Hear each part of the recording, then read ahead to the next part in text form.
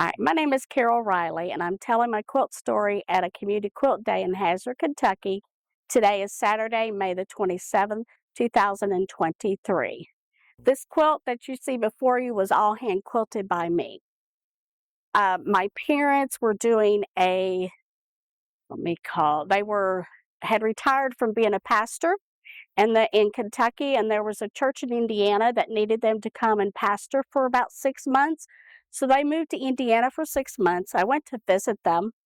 And of course, in Elkhart, Indiana is full of Amish, and I wanted to go to an Amish store. So we went to this little local Amish store, and this was there, all one piece, and the Amish ladies had stenciled the entire pattern on this piece of fabric, all in pencil.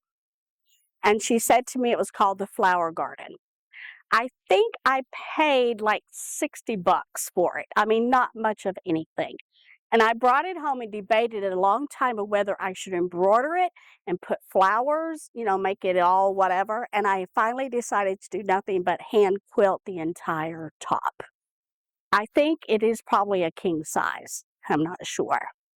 I had finished hand quilting the whole quilt, and I had it in our basement on a table.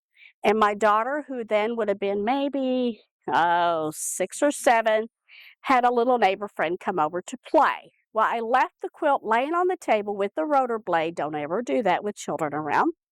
And this is why you will see this. I created a label to put over it. The kid had taken the rotor blade and was doing this on the quilt. I had to do it on both the front and the back to cover up. I was devastated. I cried. I was quite mad. I wanted to strangle the kid. And I didn't see it happen, but my daughter came to tell me, and I think she told him to stop before it got too far. And I'm glad he stopped because it only happened in that one little section. And I was devastated, but I thought, why not make a label and put it over top? So that's what you can do. And it says, hand quilted by Carol Stoltzfus Riley. My maiden name is Stoltzfus, June the 18th of 2021.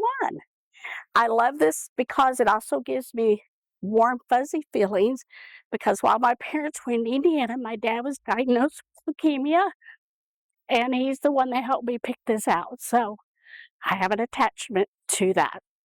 He died in 2003. So I had it for quite a while before I actually finished it. But I love to hand quilt. And it just goes to show what you can do with a simple stencil. And I love the big flower in the middle. You can see the whole pattern as it goes around and around, and then the beams.